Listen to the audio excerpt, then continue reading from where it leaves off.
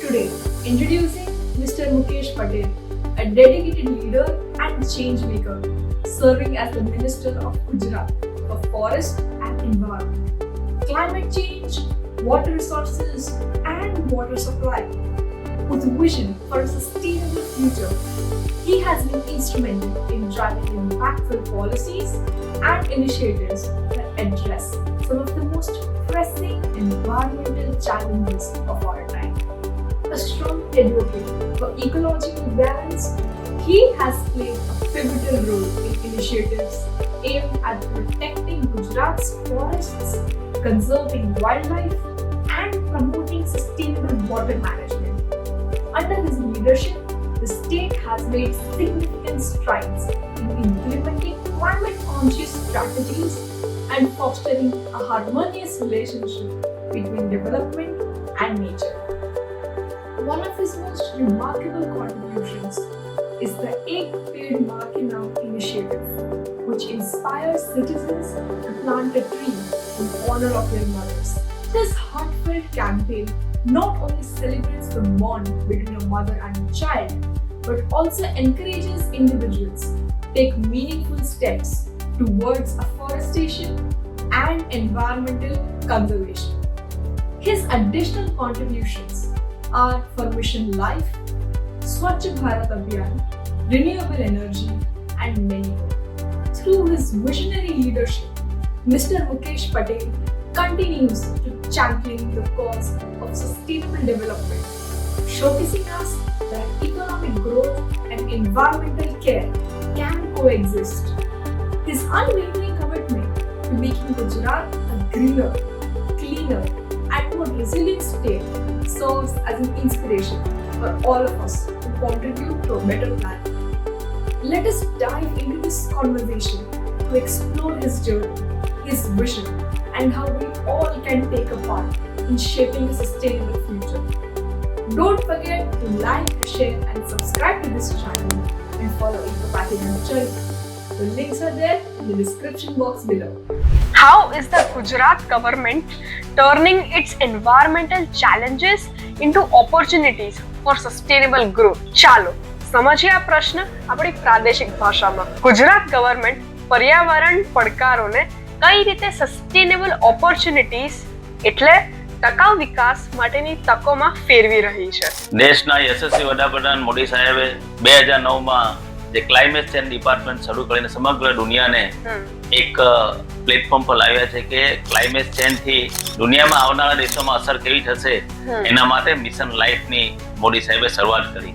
અચ્છા, એમાં પણ ગુજરાત અગ્રેસર રહ્યું છે. અચ્છા, એવું છે. Hello sir, how are you? Fine. Amazing. તો શું તમે એન્વાયરમેન્ટલ મિનિસ્ટર તરીકેની તમારી ભૂમિકા વિશે થોડુંક શેર કરશો?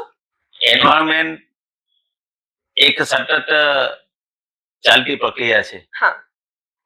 એન્વાયરમેન્ટ સમગ્ર દેશ અને દુનિયા માટે એક મોટો પડકાર છે અને એ પડકારનો સામના કરવા માટે દેશના વડાપ્રધાન મોદી સાહેબે મિશન લાઈફની શરૂઆત કરી. 2009ની અંદર ક્લાઇમેટ ચેન્જ ડિપાર્ટમેન્ટની શરૂઆત કરી. ત્યારથી એશિયાની અંદર એ ગુજરાત પહેલું એવું રાજ્ય હતું કે જ્યાં દેશના વડાપ્રધાન મોદી સાહેબે ક્લાઇમેટ ચેન્જ ડિપાર્ટમેન્ટ ચાલુ કરીને સમગ્ર દેશ અને દુનિયાને આ ક્લાઇમેટ ચેન્જ ડિપાર્ટમેન્ટ માટે એન્વાયરમેન્ટ પર જાગૃત આ દેશના વડાપ્રધાન મોદી સાહેબે કર્યા છે. અમેઝિંગ. તો તમે દરરોજ કઈ રિસ્પોન્સિબિલિટી અને કઈ ચેલેન્જીસ તમે હેન્ડલ કરો છો? આપણે જે ચેલેન્જીસ તો રોજ બરોજ આ એન્વાયરમેન્ટમાં આવતી જ હોય છે. આપણે જોઈએ છે કે જે રીતે સેન્ટ્રલ રૂલ 9 નો ફોલોઅપ કરવાનું કીધું છે એની અંદર પણ ગુજરાત પણ અગ્રેસર છે. સમગ્ર દેશની અંદર 140 જેટલી એસઓપી આપણે બનાવી છે. એની અંદર પણ 41,041 એસઓપી ગુજરાત સરકારને મંજૂરી પણ મળી ગઈ છે, જેથી આવનાર દિવસમાં જે ચેન્જીસ આવશે એ ચેન્જીસ આ એસઓપી દ્વારા થશે. સાથે સાથે એન્વાયરમેન્ટ ગવર્મેન્ટ જ એકલું રોકી શકે એવું નથી. એની અંદર તમામ ઉદ્યોગો સાથ સહકાર આપવો પડશે તો જ એ પડકારને આપણે ઝીલી શકીશું. એના માટે પણ જે સરકારની એસઓપી છે એ એસઓપીમાં એવું નથી કહેતો કે આપણે 100% આપણે એમાં સફળ થશે. 80-85% પણ આપણે કરી શકીશું તો એની અંદર આપણે ઘણો બધો ફાયદો થઈ શકે એમ છે. એટલે આ એક્શન ખાલી ગવર્મેન્ટે નહીં, બાકી બીજા બધા લોકો જે છે તે લોકો પણ લેવી પડે. બધા તમામ લોકોએ, એમાં સામાન્ય નાગરિક પણ આવી જાય અને મોટો ઉદ્યોગકારો પણ આવી જાય. સામાન્ય જેમ વાત કરું છું તેમ કે સામાન્ય નાગરિક એમ પ્લાસ્ટિકનો ઉપયોગ કરવાનો છોડી દે, પ્લાસ્ટિકનો ઉપયોગ ના કરે. એ જ રીતે તમે જુઓ છો આજે 120 માઇક્રોનની નીચેના બધા લોકો પ્લાસ્ટિકનો ઉપયોગ કરે છે. તો એ પ્લાસ્ટિકનો ઉપયોગ તો પહેલા આપણે બધાએ બંધ કરવો જોઈએ. એ જ રીતે આપણે જોઈએ છે કે પ્લાસ્ટિકની બોટલ પણ આપણે પાણી પીને રોજ બહાર ફેંકીએ છીએ. પાણી પીને ફેંકીએ તો છે, પરંતુ એ બોટલ ઉપર રિસાયકલ કેવી રીતે થાય એ પણ આપણે જોવું જોઈએ. એટલે બને ત્યાં સુધી પાણીનો ઉપયોગ પ્લાસ્ટિકનો બોટલ ઉપયોગ કેમ આપણે ટાળીએ એ પણ આપણે પહેલા જોવું છે. એનાથી પણ બહુ મોટી ઇમ્પેક્ટ આવે. એની ઇમ્પેક્ટ માટે સચિવાલયમાં ઘણી બધી ઓફિસો આવી છે. સચિવાલયમાં જોવા જાવ તો રોજની 10,000 જેટલી બોટલો હમણાં સચિવાલયમાં પ્લાસ્ટિકની બોટલ ઉપયોગ થાય છે. હવે એના માટે અમારો એન્વાયરમેન્ટ ડિપાર્ટમેન્ટ અમે શરૂઆત કરી છે. ત્યાંની લોકલ સખી મંડળીઓને લઈને ત્યાં અમે એ બોટલની અંદર પાણી ભરાઈ, બોટલની અંદરથી બોટલથી પાણી અપાય એની શરૂઆત મેં મારી ઓફિસથી જ કરી છે. અમારા કેબિનેટની અંદર પણ આ બોટલથી પાણી અપાય છે. આવનારા 20 દિવસ પછી આ સચિવાલયની અંદર પાણીની બોટલ જ મળશે, તમને પ્લાસ્ટિકની બોટલ જોવા ના મળશે. અને ત્યાં લોકલ સખી મંડળ છે, એ સખી મંડળ ત્યાં બોટલ માં પાણી આપશે અને ત્યાં એ લોકોને રોજી રોટી પણ તે લોકોને મળવાનો ચાન્સ. એટલે અમે શરૂઆત અમારથી જ આ કરી છે. બહુ સારું કહેવાય. તો ગુજરાત આજે સૌથી વધુ કયા એન્વાયરમેન્ટલ ચેલેન્જીસ નો સામનો કરી રહ્યું છે, ખાસ કરીને સુરત જેવા ઇન્ડસ્ટ્રીયલ હબમાં? આપણે જોયું છે ઘણી બધી સુરતની અંદર ચેલેન્જ પણ છે અને ચેલેન્જની સાથે એને ચેલેન્જને સ્વીકારવા માટે, ચેલેન્જને પડકારવા માટે પણ ઘણા બધા આપણે પ્રયત્નો કર્યા છે. એમાં આપણે સફળ પણ થયા છે. સુરતની વાત કરું છું, આપણે લગભગ એમિશન ટ્રેડિંગ સ્કીમ પણ લગાવી છે. જે રીતે ઉદ્યોગમાં દરેક અમે ઉદ્યોગની અંદર લગાવી છે અને ઉદ્યોગની અંદર ગત વર્ષે જ અમે ચેમ્બર્સ ઓફ કોમર્સ દ્વારા એક ફંક્શન રાખ્યું હતું. જે ઉદ્યોગકારો જે ઓછું પ્રદૂષણ કરે એને અમે પ્રોત્સાહિત કરવા માટે ETC એમેઝોન ટ્રેડિંગ ઓછું જે કરે એના માટે પણ અમે ઇનામ પણ આપ્યા હતા. આવી રીતે અમે પ્રોત્સાહન પણ અમે કરતા આવ્યા છે. પરંતુ જે પડકારો છે, અમુક ઇન્ડસ્ટ્રીઓ જો માનતી નથી, જે બહાર જે હેઝાર્ડસ આવીને કોઈ ખાડીમાં ખાલવી જાય છે, કોઈ નાખી જાય છે, તો એના માટે અમારા સરકાર લાલ આંખ કરી છે. અમે કોઈને છોડવાના નથી. આવું જો પ્રદૂષણ કરે એના માટે સરકાર એકદમ મક્કમ છે અને અમે કોઈ પણ ભોગે એમને છોડવા નથી. પરંતુ સાથે સાથે આપણે જોઈએ છે કે સુરતની અંદર તમે જોયું છે કે સૌથી વધુ 7 જેટલા CETP પ્લાન્ટ સુરતની અંદર છે અને સમગ્ર દેશની વાત કરું તો 41 જેટલા CETP સમગ્ર ગુજરાતની અંદર છે. એટલે કે ગુજરાત ઇન્ફ્રાસ્ટ્રક્ચરની અંદર પણ અગ્રેસર છે. આપણા પછી મહારાષ્ટ્ર, પછી સુરત અગ્રેસર છે. અને ખાસ કરીને સુરતની વાત કરું, સુરતની આપણે વાત જ કરી છે તો સુરતની એક વાત કરું કે સુરતની અંદર સુરત એવું પહેલું શહેર છે કે જે આપણું જે STP નું જે પાણી છે ટ્રીટેડ કરીને ફરી ઉપયોગ કરે, ટર્સરી પ્લાન્ટ એ પ્રથમ સુરતની અંદર આવ્યો છે અને એની અંદર 150 થી 200 કરોડ રૂપિયાની આવક સુરત મહાનગરપાલિકા એ જ આપણું ગંદુ પાણી જે જાય છે ને રિસાયકલ કરીને ફરી ઉપયોગ કરવાનું કામ કરતું હોય તો આ સુરત મહાનગરપાલિકા કરી છે. એટલે સુરત મહાનગરપાલિકા એન્વાયરમેન્ટ બાબતમાં બી ખૂબ સારું કામ કરી રહી છે. સાથે સાથે તમે અત્યારે જે સુરત મહાનગરપાલિકાને પ્રદૂષણ બાબતમાં એર પોલ્યુશનમાં નંબર 1 આપ્યો છે. એ નંબર 1 આપ્યો છે એનું કારણ પણ જુઓ છો કે આજે સુરતની અંદર જે ડમ્પિંગ કરેલ જે કચરા જે કલેક્શન માટે ગાડીઓ આવે છે એ ટોટલ ગાડી ઈ-વ્હીકલ છે. એટલે અડધું એનું ઈ-વ્હીકલ આવે છે એટલે પ્રદૂષણ એનું ત્યાં જ ઘટાડો થાય છે. સાથે સાથે આપણે જોયું છે કે બાયોવેસ્ટ પ્લાન્ટ, એ બાયોવેસ્ટ પ્લાન્ટ પણ સુરતની અંદર જે કચરો છે એ કચરામાંથી એને સેગ્રીગેશન થઈને એને ફરી રિસાયકલ કરીને એનીથી વીજળી બનાવવાનું કામ પણ સમગ્ર ગુજરાતની અંદર થઈ રહ્યું છે. એટલે ગુજરાત ઘણા બધા સ્ટેપ્સ લઈ રહ્યો છે. બહુ સારું. તો આ ચેલેન્જીસ નો સામનો કરવા માટે સરકાર લોકલ બિઝનેસીસ અને ઇન્ડસ્ટ્રીઝ સાથે કેવી રીતે કામ કરે છે? ઇન્ડસ્ટ્રીઝને અવેરનેસ માટે અલગ અલગ કાર્યક્રમો થાય છે. હમ તમે જોયું છે કે મિશન લાઈફ અંતર્ગત મોદી સાહેબ હવે કાર્યક્રમો ચાલ્યા કરે છે. હા સ્કૂલો દ્વારા, કોલેજો દ્વારા, અમુક કોલેજો દ્વારા પણ અવેરનેસના કાર્યક્રમો કરવામાં આવે છે. હમ ખાસ કરીને અત્યારે ગત વર્ષે દુબઈમાં COP28 COP28 ની હમ ત્યાં યોજાયો હતો. હા એની અંદર સમગ્ર દેશ અને દુનિયાના લોકો ત્યાં એન્વાયરમેન્ટની ચિંતા કરવા માટે આવ્યા હતા. અચ્છા ગુજરાતમાંથી બી પ્રેઝન્ટેશન હતું. હા ગુજરાતની અંદર પણ કેવી રીતના આપણે સામનો કરીએ એના માટે પણ ગુજરાતનું બી 9 મિનિટનું પ્રેઝન્ટેશન હતું. અચ્છા એ જ રીતે અત્યારે તમે જોવો છો કે બાકુની અંદર COP29 પણ ઉજવાયો હતો. મોદી સાહેબે એનું ઉદઘાટન કર્યું હતું. હા એટલે મોદી સાહેબ કેટલા ચિંતિત છે એ COP29 ની અંદર પણ મોદી સાહેબે ઘણા બધા સૂચનો કર્યા છે. હા તેમ મોદી સાહેબનું જે સૂચન હતું કે આપણે એમિશન ટ્રેડિંગને જાળવવા માટે આપણે કાર્બન કેટલો ઓછો થાય, કાર્બન હવામાં કેટલો ના જાય, એના માટે મોદી સાહેબ ખૂબ ચિંતા કરે છે. એટલા માટે મોદી સાહેબે સૌથી પ્રથમ આપણે જોયું છે રૂફટોપ સોલાર હા એની શરૂઆત પણ ગુજરાતથી કરી હતી. હા અને આજે તમે જોવો છે કે સોલારની અંદર પણ ગુજરાત નંબર 1 છે. હા મોદી સાહેબે આવનારા પડકારને ઝીલવા માટે કે જેટલો રિન્યુએબલ સોલાર હમ સમગ્ર દેશની અંદર 2030 સુધી 500 ગીગાવોટ વીજળી ઉત્પન્ન કરવાનો લક્ષ્યાંક અચ્છા. મોદી સાહેબે બધાને આપ્યો છે. ગુજરાતમાં લગભગ 145 મેગાવોટ તો વીજળી ઉત્પન્ન હા કરી રહ્યું છે. ગુજરાતનો ટાર્ગેટ છે કે 2028 આવશે એટલે 300 ગીગાવોટ વીજળી પેદા કરશે. અચ્છા એટલે સ્વાભાવિક છે વીજળી સોલારથી પેદા થાય એટલે કોલસાનો ઉપયોગ ઓછો થાય, ઓટોમેટિક હા. કાર્બન એમાં ઘટતો જશે. હા એટલે રિન્યુએબલ એનર્જી પર સોલાર પેનલથી વધારે કામ કરવાનું. તો તમે આ જે કોઈ ચેલેન્જીસ કીધી એમાંથી એવી કોઈ એક સફળતાની વાત છે જે તમે શેર કરી શકશો? સફળતાની વાત તો આપણે જોઈએ છે કે ગુજરાત નવી નવી પોલિસી લાવી છે. હા રિન્યુએબલ સોલારની અંદર તમે જુઓ છો કે પેલા રિન્યુએબલ સોલાર અત્યારે વિન્ડ સોલાર હા અને વિન્ડ અને સોલારની પણ નવી પોલિસી લાવી છે. હા અને પોલિસીની અંદર તમે જુઓ છો આજે પણ જો ખાવડાની અંદર બધા મોટા મોટા પ્લાન્ટો આવ્યા છે. આજે લગભગ ત્યાંથી જે વીજળી છે સમગ્ર દેશની અંદર મોદી સાહેબે કીધું કે 1 નેશન 1 ગ્રીડ. હા એટલે ખાવડાથી એક જ ગ્રીડથી આખા દેશને વીજળી મળે એના માટેનું કામકાજ શરૂ થઈ ગયું છે. ખૂબ મોટા મોટા પ્લાન્ટો આવ્યા છે. 25-26 ની અંદર એ બધા રિન્યુએબલ સોલારના પણ પ્લાન્ટ ચાલુ થઈ જશે.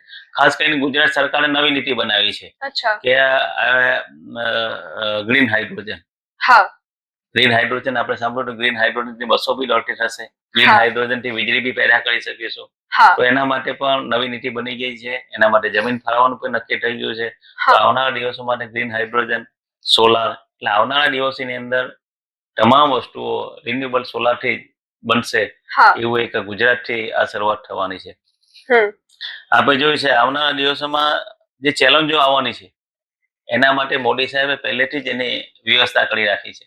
અચ્છા આવનારા દિવસોમાં તમે જો બહારના દેશોમાં જાઓ, અમેરિકામાં જાઓ કે બીજા કોઈ દેશોમાં જાઓ તો કોઈ વસ્તુ ખરીદશો તો એમાં અંદર આવશે નેટ 0 થી બનેલી વસ્તુ અમે ખરીદીશું.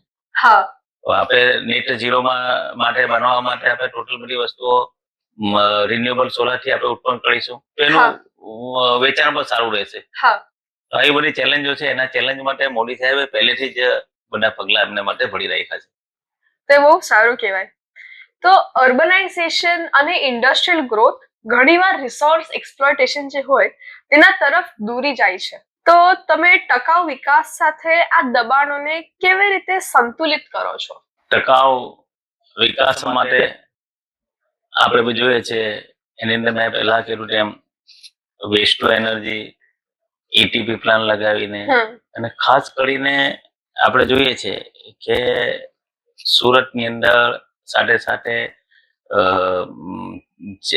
જેતપુર, વાપી, અમદાવાદ, સુરતની અંદર સૌ પ્રથમવાર અમારી સરકાર ડીપસી નો પ્રોજેક્ટ લાવી રહી છે. અચ્છા ડીપસીમાં જે CETP માટે જે ક્લિયર કરેલું પાણી એ ડીપસી ની અંદર છોડવામાં આવશે.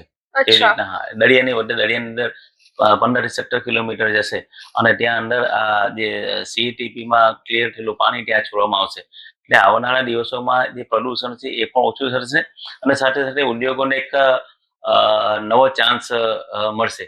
સાથે સાથે આપણે જોઈએ છે કે આ તો થઈ ગયું તમારી એની વાત હા. કે ભાઈ આ રીતના આપણે પ્રદૂષણ છે. હમ. પાણીની વસ્તુ વાત કરીએ હા. તો ક્લાઇમેટ ચેન્જ ની અંદર એકલું પ્રદૂષણ નથી આવતું, પાણી પણ આવે છે. હા. બીજું છે નાના નાના બધા ઉદ્યોગો છે, જેટ છે, આ બધા ઉદ્યોગો લોકો નીચે જમીનમાંથી પાણી ખેંચીને હા. લે છે. આજે કરે તમે છે.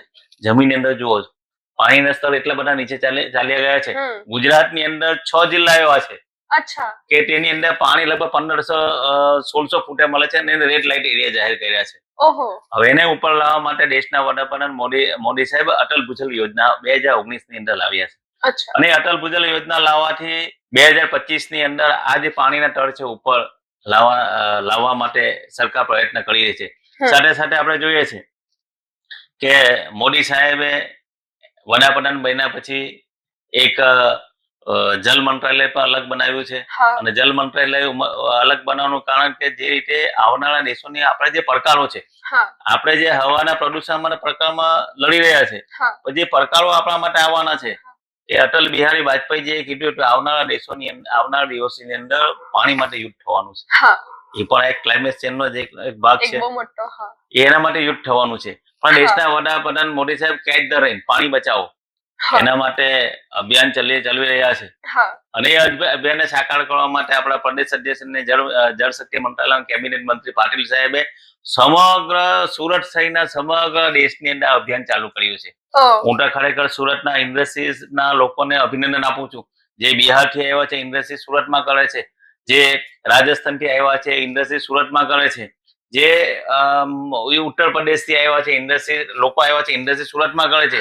એ લોકોએ આ અભિયાનને એક જન આંદોલન બનાવ્યું છે. જે લોકો અહીંયા છે પોતાના આજુબાજુના 10 ગામના, બિહાર સુરતમાં ઇન્ડસ્ટ્રીઝ વાળા હોય, રાજસ્થાન નેટિવ હોય, આજુબાજુના 10-15 ગામ લઈને એ લોકો પોતે ત્યાં રેઇન વોટર હાર્વેસ્ટર નું કામ કરતું. આપણા થકી એ લોકોને બી અભિનંદન આપું છું કે તમે આ મોદી સાહેબના અભિયાનને તમે એક જન આંદોલન બનાવી દીધું છે, જેથી આવનારા દિવસોની અંદર એ પાણીની પણ બચત થવાની છે. એનું પાણીનું લેવલ છે એ ઊંચું આવવાનું છે. એટલે ખૂબ સરસ આ કામ થઈ રહ્યું છે. હા. સાથે સાથે મને પણ એવું લાગે કે તમે જે આંદોલન કીધા એમાંથી સ્વચ્છ ભારત અભિયાનના આત્મનિર્ભર ભારત પણ ઘણું કામ કરે છે. સ્વચ્છ ભારત અભિયાન જયારે મોદી સાહેબે 2014 ની અંદર લાલ કિલ્લામાંથી જાહેરાત કરી હતી, ત્યારે ઘણા બધા વિરોધીઓ હસતા હતા કે મોદી સાહેબ આ શું જાહેરાત કરે છે. પરંતુ જે મોદી સાહેબની જાહેરાત ને લઈને મોદી સાહેબ જે સ્વચ્છ ભારતની જે કલ્પના કરી એને સાકાર કરવા માટે યુવાનોથી લઈને તમામ લોકો આમાં જોડાયા. અને આજે તમે જો સ્વચ્છ ભારતને લઈને તમારા જેવા યુવાન લોકો પણ આજે દરિયા કિનારો હોય કે બધી જગ્યાએ જઈને સ્વચ્છતાનું એક અભિયાન ચલાવી રહ્યા છે. ઘણી બધી સ્કૂલોની અંદર પણ અભિયાન ચાલે છે. અને આ અભિયાન સમગ્ર એ પણ જન આંદોલન બનાવી દે છે. સ્વચ્છ ભારતની અંદર તમે જુઓ છો, પહેલા આપણે કદાચ બોમ્બે એરપોર્ટ પરથી આવતા હોય તો પ્લાસ્ટિકની ખાલી બોટલ આપણે કાચ ખોલીને ફેંકી દેતા હતા. પણ અત્યારે તમે ફેંકવા જાઓ તો તરત મોદી સાહેબ યાદ આવે કે મોદી સાહેબ સ્વચ્છ ભારત અભિયાનની અંદર આ ખોટું છે, આપણે બોટલ ફરી મૂકી દઈએ છીએ. એટલે આ બધું લોકોની અંદર પરિવર્તન આવ્યું છે, જાગૃતતા આવવા માંડી છે. તો જે ગુજરાત ગવર્મેન્ટ એના પ્રયાસો United Nations sustainable development goal સાથે કેવી રીતે સંરેખિત કરે છે? જે રીતે આવનારા દિવસોમાં COP29 બાકુમો જે આવનારા દિવસોમાં આપણે ત્યાં ઉજવવાનું G20 તમે જોઈ કોઈ કલ્પના ના કરી હતી કે G20 ભારતની અંદર થાય. અને એની અંદર પણ તમને ખાસ કરીને વાત એ કહું કે G20 ની ક્લાઇમેટ ચેન્જ ની ઉપરની જે બેઠક હતી, જેનો સંવાદ હતો, એ પણ ગુજરાતની અંદર થયો. એના કારણે ગુજરાતની અંદર જે લોકોની અંદર અવેરનેસ આવી એ આપણને ખબર પડે છે કે ગુજરાતથી શરૂઆત કરેલું એ કોઈ પણ ગુજરાતી, આપણું ગુજરાત સમગ્ર ભારતનું ગ્રોથ એન્જિન છે, એ શરૂઆત ગુજરાતથી થાય છે. અને એના માટે પણ તમે જોયો છો કે ભાઈ આપણે જોઈએ કે નેટ ઝીરો 2070 ની અંદર મોદી સાહેબનું સપના છે કે નેટ ઝીરો તરફ આપણે જઈએ. નેટ ઝીરો આપણે એવું તો નથી કહી શકતા કે ભાઈ અમે પૂરેપૂરું અમે નેટ ઝીરો તરફ. 2030 સુધીમાં આપણું સપનું એવું છે કે આપણે 45% જવાનું. જે 2018 ની અંદર જે રીતે હતું આપણું એ ટાઈપનું આપણે ઓછું, આપણે 2030 સુધીમાં નેટ ઝીરો તરફ આપણે જઈ રહીશું. એમાં બી ખાસ કરીને હું આપને કહેવા માંગુ છું, ભારતની અંદર સૌપ્રથમ અમારું સચિવાલયનું કેમ્પસ નેટ ઝીરો બનાવવા જઈ રહ્યું છે. 3 મહિનાની અંદર એ મારું સચિવાલયનું કેમ્પસ નેટ ઝીરો હશે. એના માટે અમે કામગીરી પણ ચાલુ કરી દીધી છે. તો પહેલું ઉદાહરણ અમે નેટ ઝીરો સચિવાલય બનશે. એના માટે અભ્યાસ કરવા માટે તમે લોકો પણ આવજો, એટલે તમને ખ્યાલ આવશે કે આ નેટ ઝીરો બનાવવા જઈ રહ્યા છે. અને ખાસ કરીને તમારા યુવાન લોકો માટે તમે જે રીતે એન્વાયરમેન્ટમાં કામ કરી રહ્યા છે, વિશ્વની સૌથી પહેલી યુનિવર્સિટી, અત્યાર સુધીમાં વિશ્વમાં કોઈ ક્લાઇમેટ ચેન્જ યુનિવર્સિટી નથી. તમે કદાચ ગૂગલ પર સર્ચ મારજો, ગમે ત્યાં વિશ્વની અંદર ક્લાઇમેટ ચેન્જ યુનિવર્સિટી નથી. એ યુનિવર્સિટી માત્ર ને માત્ર ગુજરાતની અંદર અમે સ્થાપના કરવા જઈ રહ્યા છે.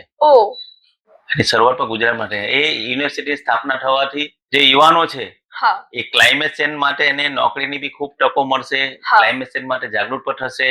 કોઈ પણ કંપનીને આવા યુવાનોની જરૂર હશે તો આ યુનિવર્સિટી માંથી સીધા લઈ જશે.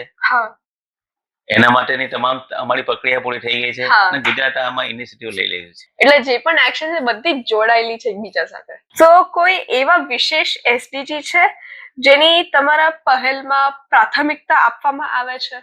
પ્રાથમિકતા અમે તો જોઈએ છે કે જે રીતે કાર્બન એમિશન ઓછું કરવું, કઈ રીતના ઓછું કરવું, એમાં લોકોને અમે પ્રેરિત કરીએ છીએ. મિશન લાઈફ થકી અમે બધા લોકોને પ્રેરિત કરીએ છીએ. એ જ રીતે તમે જુઓ છો કે ભાઈ પ્લાસ્ટિકનો ઉપયોગ ઓછો કરીએ, બોટલનો ઉપયોગ ઓછો કરીએ. તમને કદાચ ખ્યાલ ના હોય, તમે સુરતની અંદર જ તમે અમારા કીમની નજીક ઇન્ડસ્ટ્રીઝ આવી છે. ઇન્ડસ્ટ્રીઝ આવી છે ત્યાં રોજની 1 કરોડ બોટલ, જે પ્લાસ્ટિકની 1 કરોડ બોટલ એ ક્રશિંગ સમગ્ર દેશમાંથી લાવે છે, ત્યાં ક્રશિંગ થાય છે. અને એની અંદરથી અમારે રેસા બનાવે છે. અત્યારે આપણે કોટી પહેરવી હોય તો જે રેશમના ધાગા છે એ ત્યાં બને છે. એકાદ વાર ત્યાં મુલાકાત લઈ આવજો.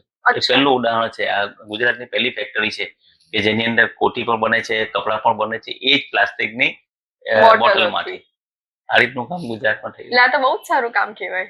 તો લાસ્ટલી તમે યુવા પેઢીને કઈ શીખ દેવા માંગશો જેનાથી એક પોઝિટિવ ઇમ્પેક્ટ બની રહે? હું યુવા પેઢીને એટલું જ કહેવા માંગીશ કે આ મોદી સાહેબનું જે અભિયાન છે, ક્લાઇમેટ ચેન્જ અભિયાન, એ યુવાન લોકોમાંથી જ આવવું જોઈએ. નાના છોકરામાંથી, જેમ નાના છોકરા ઘરમાં હોય, વાંચતા હોય, લાઇટ ચાલુ કરીને વાંચતા હોય, તેને પેલા ત્યાંથી ટેવ પાડવી જોઈએ. વ્હાઇટ લાઇટ બંધ કરો, પંખો બંધ કરો, ત્યાંથી તેની શરૂઆત આપણે કરવી પડતી હોય છે. બારી ખોલવાની તો સનલાઇટ આવે. એટલા માટે કે તમે એક બલ્બ પર બાળો છો, એની અંદર વીજળી જનરેટ થાય છે. એ વીજળીથી કોલમાંથી જનરેટ થાય. તમે જેટલો વીજળીનો ઉપયોગ ઓછો કરશો એટલો કોલ જનરેટ થતો ઓછો થાય. આજે પણ આપણે જોઈએ છે કે આપણે કોલમાં લગભગ આપણે 60-70% આપણે કોલ પણ ઓછા આપણે થઈ રહ્યા છે. આવનારા 2030 ની અંદર તો લગભગ આપણે 15-20% પર આવી જઈશું. પણ આપણી જાગૃતિ યુવાનોમાંથી લાવવી પડશે. પ્લાસ્ટિકનો ઉપયોગ તો આપણે પોતે ટાળવો પડશે. અમે મારા મઠ વિસ્તારથી અમે શરૂઆત કરી છે. જ્યાં જ્યાં અમારે શાકભાજી માર્કેટ છે ત્યાં આગળ અમે બધા વેડિંગ મશીનો મૂક્યા છે. એમાં તમે 5 રૂપિયા નાખો એટલે એને કાપડની થેલી બહાર નીકળે. બધી ઘણી બધી માર્કેટિંગ અંદર મૂકી છે. આપણે જોઈએ છે કે હું કોઈ દુકાન વાળો પ્લાસ્ટિક વેચતો હોય, હું દંડ કરું એ મારો ઉપાય નથી. હું દંડ કરી દઉં તો એ એક દિવસ માટે છે, ફરી એ ઉપયોગ કરવાનો છે. પણ એને ઓલ્ટરનેટર, એને કઈ રીતના આપણે ઓપ્શન કઈ રીતના કરી શકીએ, એના માટે અમે આ એક મિશન ચાલુ કર્યું છે. કાપડની થેલી એ ત્યાંથી 5 રૂપિયા નાખે અને પાછો લઈ જાય. પેલાના જમાનામાં જોતા હતા કે આપણા જે વડવાઓ હતા થેલી લઈને શાકભાજી લેવા જતા હતા. એમાં આ લોકો ધીરે ધીરે બધા પ્રેક્ટિસ પડે. એ જાગૃતિ કોણ લાવવી પડે? યુવાનો લાવવી પડે. આપણા લોકો યુવાનો આગળ આવશે તો જ આપણે આગળ વધી શકીશું અને સારું ભવિષ્ય પણ હજી વધારે સારું બનશે. યુવાન આવનારા દેશો માટે જે મોદી સાહેબે કીધું છે કે આપણે વિકસિત ભારત 2047 વિકસિત ભારતની આપણે કલ્પના કરી રહ્યા છે. એમાં મેઇન યુવાનોનો ફાળો. યુવાન લોકો આગળ આવશે તો આ વિકસિત ભારતનો સંકલ્પ આપણે બધા સૌ સાથે રહીને પૂરું કરી શકીશું. અગર યુવાન હજી વધારે જાગૃતતા ફેલાવે તો વિકાસ પણ હજી વધારે સારી રીતે થાય. આપણે જોઈએ છે કે આ ભારત દેશ ની અંદર 65% યુવાનો છે. એ જાગૃતિ આપણે યુવાનોમાંથી જ લાવવી પડે. બ્યુટીફુલ. તો તમારા ઇનસાઇટ્સ માટે ખૂબ ખૂબ આભાર. મને બહુ બધું શીખવા મળ્યું તમારી સાથે વાત કરીને. તો thank you so much. Thank you. So friends, through the inspiring efforts of Mr. Mukesh Patel, we have learned that true development happens when progress and the environment go hand in hand. Take this inspiration forward, plant a tree, save water, and protect the environment around you. always remember that development with care for nature is essential. If you enjoyed this episode, don't forget to like, share it with your friends and family, and subscribe to the channel. Hit the bell icon so you can never miss out on such inspiring content. Let's come together and contribute to building a greener, more sustainable tomorrow. Until then, keep embracing sustainability, and I'll see you next time.